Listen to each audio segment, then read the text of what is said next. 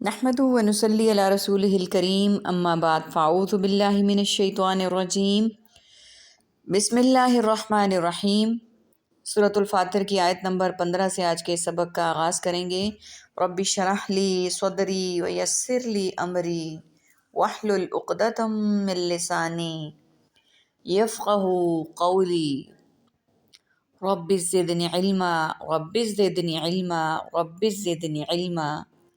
اللہم فقہنا فی الدین اللہم فقہنا فی الدین اللہم فقہنا فی الدین۔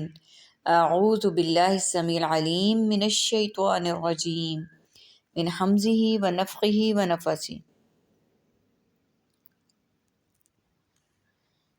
یا ایہا الناس انتم الفقراء الی اللہ، اے لوگو تم ہی محتاج ہو اللہ کی طرف، واللہ هو الغنی الحمید، اور اللہ وہ بہت بے پرواہ بہت تعریف والا ہے۔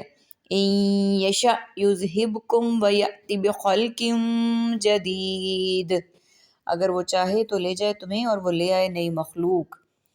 وما ذلک علی اللہ بعزیز، اور نہیں ہے یہ کام اللہ پر ہرگز مشکل۔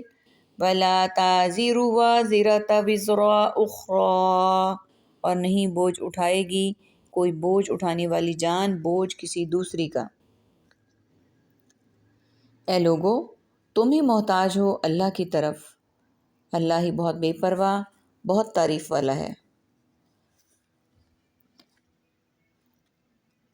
اس جیسا کامل علم کسی کے پاس بھی نہیں، وہی تمام امور کی کنہ اور حقیقت سے پوری طرح باخبر ہے، جس میں پکارے جانے والوں کی بے اختیاری پکار کو نہ سننا اور قیامت کے دن اس کا انکار کرنا بھی شامل ہے۔ الناس کا لفظ عام ہے جس میں عوام و خاص حتیٰ کہ انبیاء صلح سب آ جاتے ہیں۔ اللہ کے در کے سبھی محتاج ہیں، لیکن اللہ کسی کا محتاج نہیں۔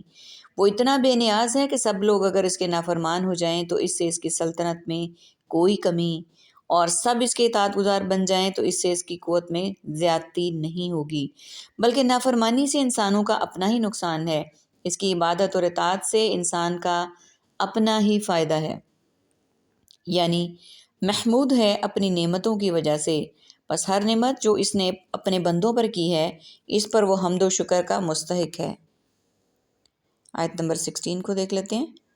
اگر وہ چاہے تو تمہیں لے جائے یعنی ہلاک کر دے، اور وہ لے آئے نئی مخلوق۔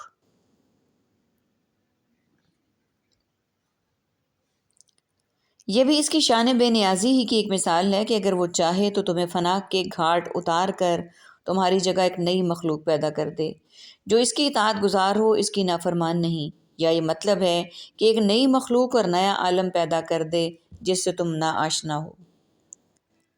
اور نہیں ہے یہ کام اللہ پر ہرگز مشکل، یعنی اللہ پر یہ کام بالکل بھی مشکل نہیں ہے۔ وَهُوَ عَلَىٰ كُلِّ شَيْءٍ قدیر ہے، اس کے لیے ہر کام صرف کن کا منتظر ہے۔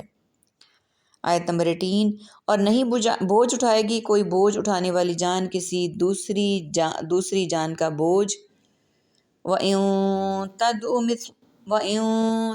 مُثْقَلَةٌ إِلَىٰ حِمْلِهَا لَا يُحْمَلُ، اور اگر بلائے کوئی بوجھ سے لدی ہوئی اپنے بوجھ اٹھانے والی کی طرف، نہیں وہ اٹھایا جائے گا۔ منہ شیء، اس بوجھ میں سے کوئی چیز، وَلَوْ كَانَ ذَا قُرْبَىٰ، اور اگرچہ ہو وہ قرابت دار۔ إِنَّمَا تُنذِرُ الَّذِينَ يَخْشَوْنَ رَبَّهُم بِالْغَيْبِ، بے شک آپ ان لوگوں کو ڈراتے ہیں جو سب ڈرتے ہیں اپنے رب سے بن دیکھے۔ وَأَقَامُوا الصَّلَاةَ، اور وہ سب نماز قائم کرتے ہیں۔ وَمَن تَزَكَّىٰ، اور جو پاک ہو گیا۔ فَإِنَّمَا يَتَزَكَّىٰ لِنَفْسِهِ، تو بے شک صرف وہ پاک ہوتا ہے اپنے نفس کے لیے۔ وَإِلَى اللَّهِ الْمَصِيرُ، اور اللہ ہی کی طرف لوٹ کر جانا ہے۔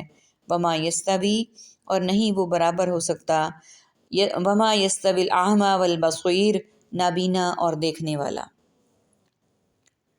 اور اگر کوئی بوجھ سے لدی جان بلائے اپنا بوجھ اٹھانے کی طرف تو نہیں اٹھایا جائے گا اس بوجھ میں سے کچھ بھی، اور اگرچہ وہ قرابت والا ہی کیوں نہ ہو۔ بے شک آپ صرف ان لوگوں کو ڈراتے ہیں جو اپنے رب سے بن دیکھے ڈرتے ہیں اور نماز قائم کرتے ہیں، اور جو پاک ہو گیا تو بے شک وہ صرف اپنے نفس کے لیے پاک ہوتا ہے اور اللہ ہی کی طرف لوٹ کر جانا ہے۔ آیت نمبر 18 کو ہم دیکھ رہے ہیں۔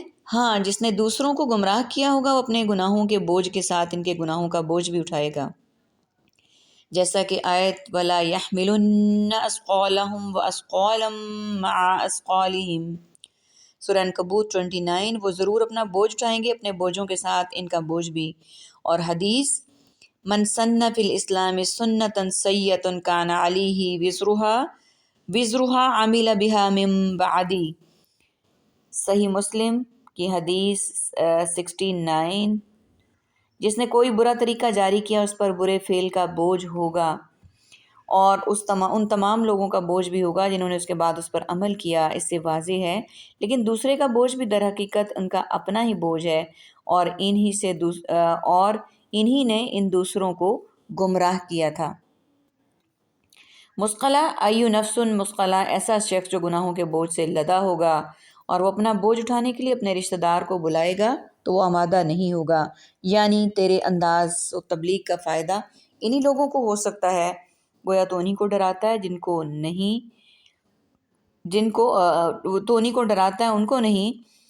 جن کو انجام کا کوئی فائدہ نہیں ہوتا۔ جس طرح دوسرے مقام پر فرمایا انما انت منذر من یخشاها، سورہ نازعات 79۔ آپ تو صرف اس قیامت سے ڈرتے رہنے والوں کو آگاہ کرنے والے ہیں، اور انما تنذر من اتبع الذکر وخشی الرحمن بالغیب فبشرہ بمغفرۃ واجر کریم۔ بس آپ تو صرف ایسے شخص کو ڈرا سکتے ہیں جو نصیحت پر چلے اور رحمان سے بن دیکھے ڈرے۔ تطہر اور تزکی کا معنی ہے شرک اور فواحش کی آلودگیوں سے پاک ہونا۔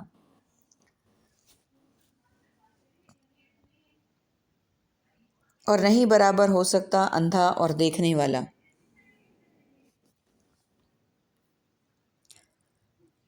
وَلَا الظُّلُمَاتُ وَلَا النُّورُ، اور نہ اندھیرے اور نہ روشنی، وَلَا الظِّلُّ وَلَا الْحَرُورُ، اور نہ سیاہ اور نہ دھوپ، وَمَا يَسْتَوِي الْأَحْيَاءُ وَلَا الْأَمْوَاتُ، اور نہیں وہ برابر ہو سکتے زندے اور نہ مردے۔ إِنَّ اللَّهَ يُسْمِعُ مَن يَشَاءُ، اور بے شک اللہ وہ سنوا دیتا ہے جسے وہ چاہتا ہے۔ وَمَا أَنتَ بِمُسْمِعٍ مَّن فِي الْقُبُورِ، اور نہیں آپ ہرگز سنوانے والے جو قبروں میں ہیں۔ إِنْ أَنتَ إِلَّا نَذِيرٌ، نہیں آپ مگر ایک ڈرانے والے۔ إِنَّا أَرْسَلْنَاكَ بِالْحَقِّ بَشِيرًا وَنَذِيرًا، بے شک ہم نے بھیجا آپ کو حق کے ساتھ خوشخبری دینے والا اور ڈرانے والا۔ وَإِن مِّنْ أُمَّةٍ إِلَّا خَلَا فِيهَا نَذِيرٌ، اور ڈرانے والا، اور نہیں کوئی امت مگر گزرا ان میں سے ایک ڈرانے والا۔ وَإِن يُكَذِّبُوكَ، اور اگر وہ جھٹاتے ہیں آپ کو۔ ہاں جی، آیت نمبر 20 اور 21 کو دیکھ لیتے ہیں۔ نہ اندھیرے اور نہ روشنی، نہ سایہ اور نہ دھوپ۔ اندھیرے سے مراد کافر اور آنکھوں والے سے مومن، اندھیروں سے باطل اور روشنی سے مراد حق۔ باطل کی بے شمار انواع ہیں، اسی کی وجہ سے اس کے لیے جمع کا، اور حق چونکہ متعدد نہیں ایک ہے اس بنا پر اس کے لیے واحد کا صیغہ استعمال ہوا ہے۔ اور آیت نمبر 21، نہ چھاؤں اور نہ دھوپ، یہ ثواب و عقاب یعنی جنت و دوزخ کی تمثیل ہے۔ آیت نمبر 22 کو دیکھ لیتے ہیں ہم۔ نہیں ہیں آپ مگر ایک ڈرانے والے، اور نہیں برابر ہو سکتے زندے اور مردہ، بے شک اللہ سنوا دیتا ہے جسے چاہتا ہے اور آپ ہرگز نہیں سنوانے والے انہیں جو قبروں میں ہیں۔ احیاء سے مومن اور اموات سے کافر مراد ہیں، یا علماء اور جاہل، یا عقل مند اور یا غیر عقل مند مراد ہیں۔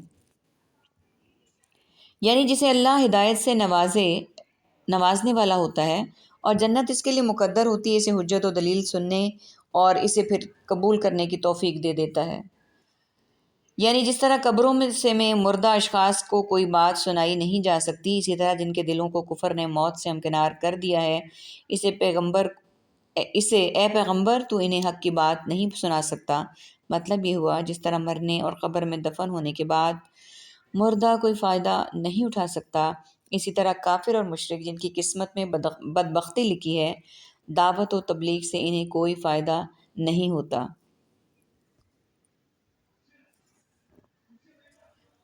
نہیں ہیں آپ مگر ایک ڈرانے والے، یعنی آپ کا کام صرف دعوت و تبلیغ ہے، ہدایت اور ضلالت یہ اللہ کا اختیار ہے۔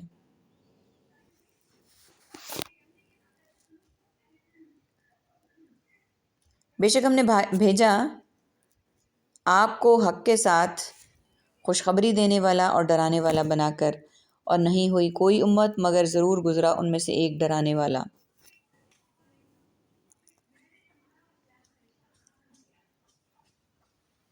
اور اگر وہ جھٹلاتے ہیں آپ کو، فقد کذب الذین من قبلہم تو یقیناً جھٹلایا ان لوگوں نے بھی جو ان سے پہلے تھے، جاءتہم رسلہم بالبینات ان کے پاس آئے ان کے رسول واضح دلائل کے ساتھ، وبالزبر اور صحیفوں کے ساتھ، وبالکتاب المنیر اور روشن کتاب کے ساتھ، ثم اخذت پھر میں نے پکڑا الذین ان لوگوں کو جنہوں نے کفروا سب نے کفر کیا، فکیف کان نکیر تو کیسا ہوا میرا عذاب۔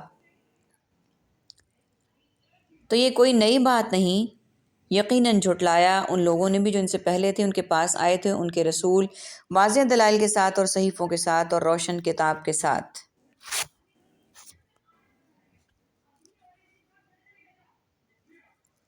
تاکہ کوئی قوم یہ نہ کہہ سکے کہ ہمیں تو ایمان و کفر کا پتہ ہی نہیں، یہ اس لیے کہ ہمارے پاس کوئی پیغمبر ہی نہیں آیا۔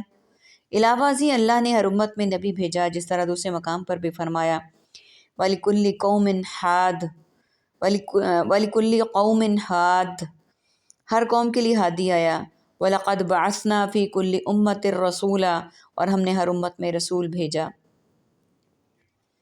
آیت نمبر 26 پھر میں نے پکڑا ان لوگوں کو جنہوں نے کفر کیا تو کیسا نازل ہوا میرا عذاب، یعنی کیسے سخت عذاب کے ساتھ میں نے ان کی گرفت کی اور انہیں تباہ و برباد کر دیا۔ اللہ تعالیٰ ہمیں عذاب سے محفوظ رکھے، اللہ تعالیٰ ہمیں دوزخ کے عذاب سے بچائے، اللہ تعالیٰ ہمیں اپنی پکڑ سے محفوظ رکھے۔ اور جیسا ہم نے آیت نمبر 24 میں پڑھا کہ اللہ سبحانہ و تعالیٰ فرما رہے ہیں کہ ہم نے آپ کو حق دے کر خوشخبری سنانے والا اور ڈر سنانے والا بنا کر بھیجا، اور کوئی امت ایسی نہیں جس میں کوئی ڈر سنانے والا نہ گزرا ہو۔ تو الحمدللہ ہم وہ امت ہیں جن کے پاس خوشخبری دینے والا نبی بھی آیا، ڈر سنانے والا بھی آیا۔ اللہ کرے کہ ہم خوشخبریوں کو لینے والوں میں شمار ہو جائیں ہمارا، اور ہم ایسے ہو جائیں کہ ہم اللہ سے ڈرنے والے بن جائیں۔ آمین یا رب العالمین۔ وآخر دعوانا ان الحمد للہ رب العالمین۔ سبحانک اللہم وبحمدک نشہد ان لا الہ الا انت نستغفرک ونتوب الیک۔ السلام علیکم ورحمۃ اللہ وبرکاتہ۔